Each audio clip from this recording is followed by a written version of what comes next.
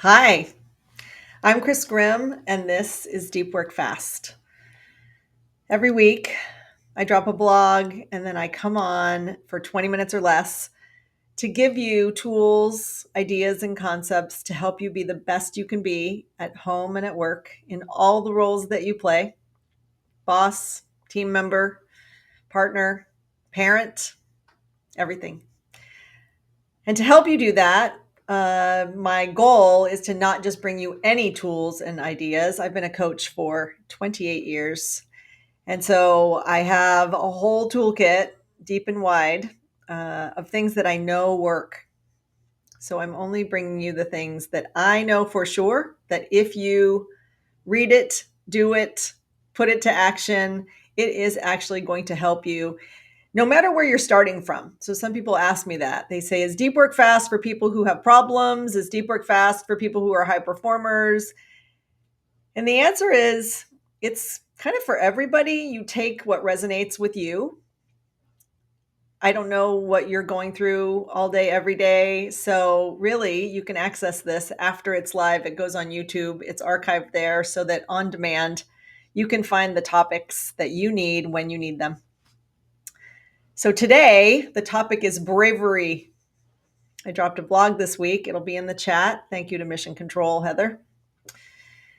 And I decided to bring you three books. They are not the same. They all approach courageousness and bravery from a different point of view, based on why you might need it at a certain moment in time, whether it's at work or at home. And so I just want to talk you through very quickly today, give you a high level overview of not just what's in the book. I know you can read, and I know you could probably not only get the book, you could get the summary, and you can read my blog, which takes about 2 minutes. I want to talk to you about why and when that book, specifically of the three, might be appropriate for you or other people in your life. So the name of our blog is, you know what, I don't even know the name of my blog actually this week, but I know that it's about being brave and three books to help you be brave. And I want to tell you why I picked this topic, because in coaching, thank you, Heather, it's called Being Brave, 3 books on building personal courage. Thank you for that. It's always good when I don't remember my own blog titles. So for you, all day, every day, most likely you are being asked to make decisions, to take action, maybe to withhold information or to protect something. If you work in a corporate or a work environment, there's probably the complexities of the team and what you're all trying to accomplish. At home, most likely you have decisions to make with your partner. If you have children, I'm sure there's a whole series of things that have to be done in your life. Some of those things might feel easy.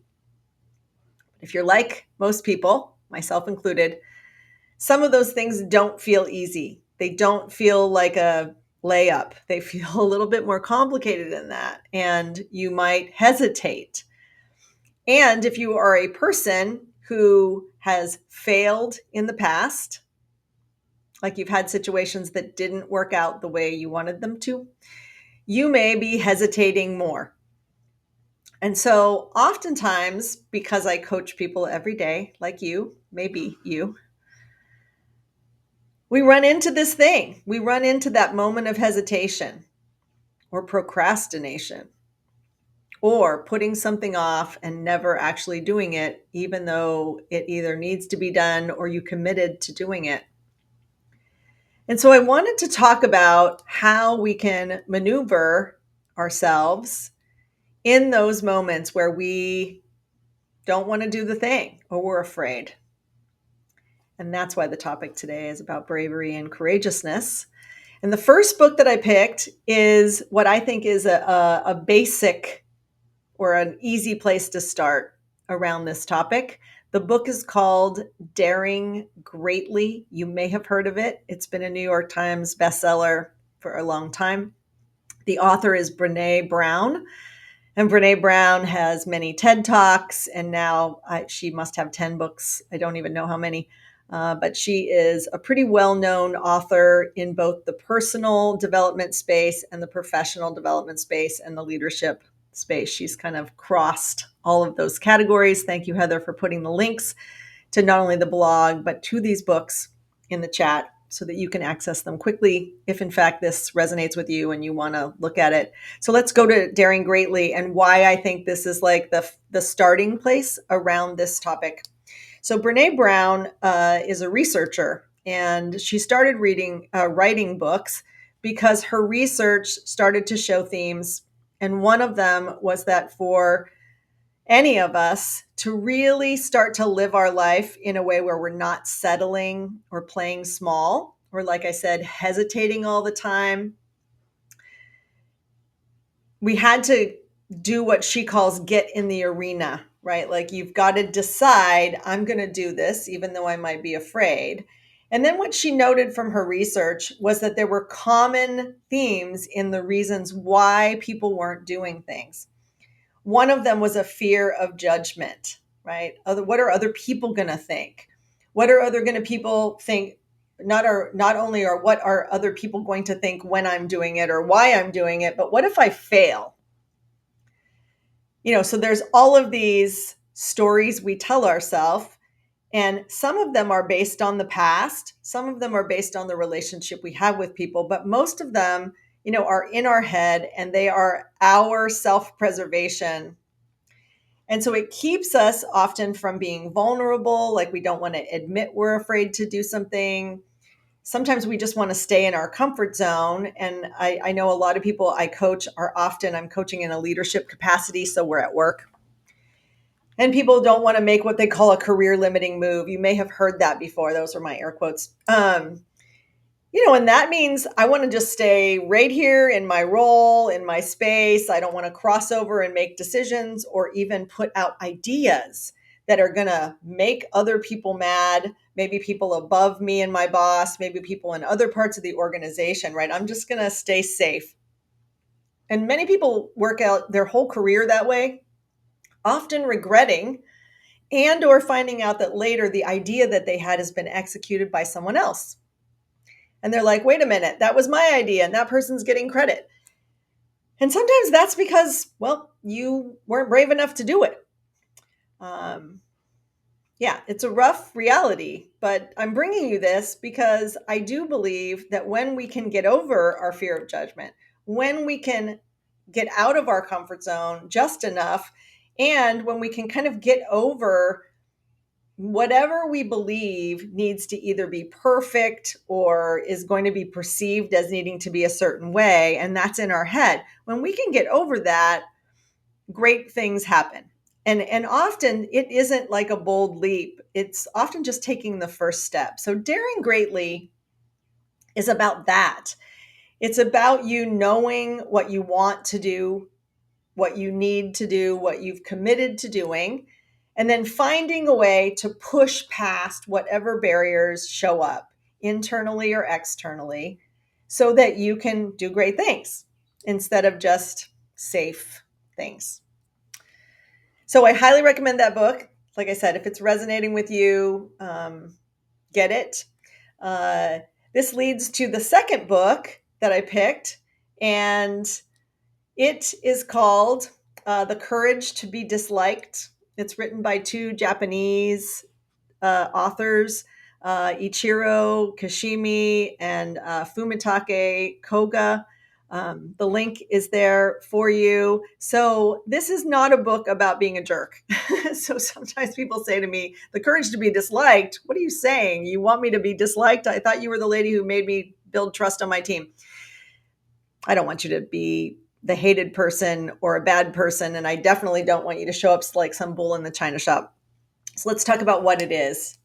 So the courage to be disliked means that we have the courage to deal with our over-reliance on other people's approval. That's the easiest way to describe it, right? So not uncommon, and I really want you to check yourself on this. We are living, and we don't even realize how much we're living to avoid conflict. We're avoiding discomfort And that's the discomfort that we feel when we believe other people are unhappy with us, even if it's not real. So if you think about work, for instance, if you work in a highly politicized environment, then you may have a belief, and part of it may be true, that if you do or say certain things, that it'll be unpopular. And in some ways, it will get you maybe moved out of projects. Maybe it'll even get you what people call blackballed, right? That's a term. It actually comes out of, I think, fraternities and sororities when someone gets rejected. And so many people have a lot of fear around this. And so, like I said, avoidance of that discomfort of feeling like, uh-oh, I just pissed somebody important off, or someone who is going to go tell someone important, and I'm going to start to lose my power. Maybe I'm going to lose approval. Maybe I'm going to lose my influence. Maybe I'm going to be completely abandoned or fired, or whatever the story is that we have. And like I said, some of that could be rooted in reality. So in coaching, oftentimes what I'm doing is trying to help you sort through, first of all, getting an awareness of how much this kind of avoidance is playing out in the way you're functioning, right? People don't often know how much they're trying to avoid discomfort and conflict. And the other side of that is people pleasing, which is similar, but it's not exactly the same. And this book does a really nice job of talking about this, about all the relationship dynamics that are ruling us. And that's why I say in coaching, sometimes I just spend time saying, can we just do a check on reality? Like, who are you worried about? And do we know that's true? Like, is it based on physical evidence? Is there history? Has the person told you not to do these things? Or are you just making up in your head that it's going to be unpopular? And so you're going to stay safe. There comes back to what Brené Brown said in the other book, right? Like, we usually stay safe until we get to the point where we feel like we either have the data or the right timing, or we can just feel courageous enough because we're prepared and confident that we can move forward.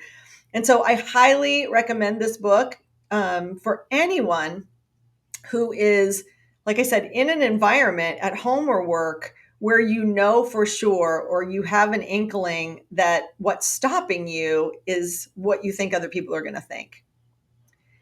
And getting to understand that and starting to find out what's real about it. And then that book has some, the Courage to be Disliked has some outstanding recommendations on how you can shift your thinking, and also reality check, like I was saying, which is really determining what's real in the situation versus what you are making stuff up.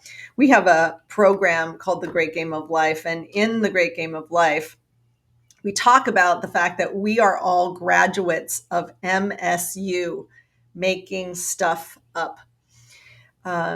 It's part of what humans do, by the way, and it is normal, for any of us, myself included, that when we have an absence of information, that we fill that gap, and we work harder at this than you believe, right? So when our job is to get things done, well, we have to move forward and we have to fill any gaps. Sometimes that's called confabulation, by the way, when we guess or we decide and project into a gap of information what we believe it is. Some of that is healthy and helps us move forward, but a lot of it, specifically around how we believe we will be judged, isn't that healthy, and it's not real. Like many of the things that we're afraid of never actually happen. So it's a good one, by the way. If you don't know that book, now you do. Grab that. The third book, and I really hesitated. I wasn't sure if I should have two books by Brené Brown. But you know what? She's the queen of this. So I decided I'm going to bring one of her other books back into this so that we have two Brené Browns. The third book is called Rising Strong. It is Brené Brown's. That's the author I talked about with book number one. It's a book about being courageous after a very significant either failure or a situation where you feel like you were defeated. So rising strong, it's not the basic version of bravery and courage. It's the kind of courage that we need when we are, maybe, uh, I don't know, suffering an ego, um, not maybe an ego death. I don't know. I want you to be honest with yourself. The words I just used are powerful words, and some people actually have very significant, um, emotional trauma when they've been fired or laid off. Some people have that even if they're the person who has quit the job, right? Like if your job, for instance, was your identity, or your marriage was your identity, and then you get a divorce, or like I said, you leave that job for any reason, whether it was voluntary or involuntary. And then all of a sudden your identity is shaken. And that's what I meant when I say that it could be something as extreme as ego death, right? But before that extreme, what usually happens is that we get knocked down and we have a hard time getting up. And I notice when I'm coaching people that the more stress and the more situations that are uncomfortable and the more change they're experiencing at one time, sometimes it can get to the point where getting back up is really, really hard, like may even feel impossible. And so this book, Rising Strong, is for those moments.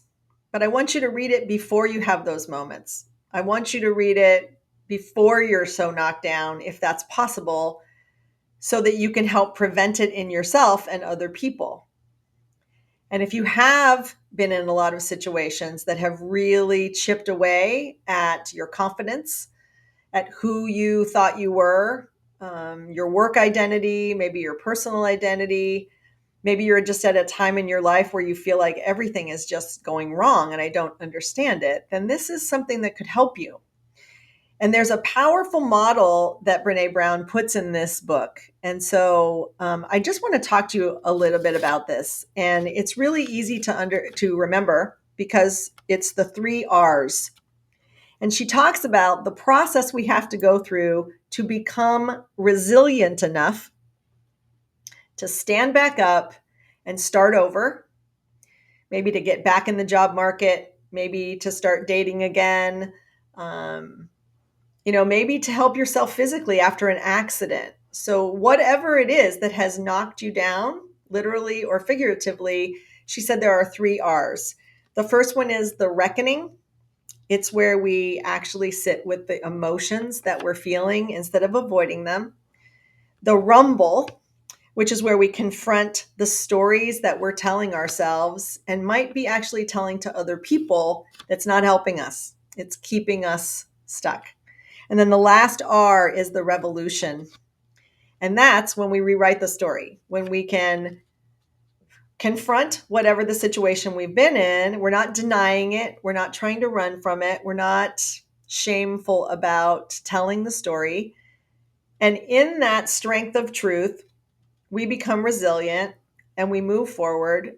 And in almost every situation, we actually come out the other side wiser, better, and create a life that is incredible. But we can't always see it when we're in that knockdown period. And so this book is for that. So if it's you or other people, I highly recommend it. Anything by Brené Brown is actually quite outstanding. And I just want to leave you with this thought. I know we're down to our last minute. If we can't learn from the moments where maybe we thought we were brave and it didn't work out, then we can accept defeat, and that becomes that reason. And I started today talking about it, that you might be settling, playing small, making choices that, aren't actually helping you live the life that you want to live. And that's not the best version of you. So my goal is the best version of you. at work and at home in all the roles that you play. And so I am hoping something here resonates with you. Like I said, even if you don't feel like you need help with courageousness or daringness, or maybe you don't need to rise strong, or I don't know. I just want to say to you, keep this handy because someday you might. And I recommend you get the learning now, tuck it away so that later you're not scrambling to try and get some help for yourself or other people. Okay, this was Deep Work Fast. I'm Chris Grimm. Thank you for being with me. Please join me every week or subscribe to the YouTube channel where all of these things are archived so that you can find free coaching on demand whenever you need it. Great. Grab that blog. Don't forget. And the links to the books are also below. Bye.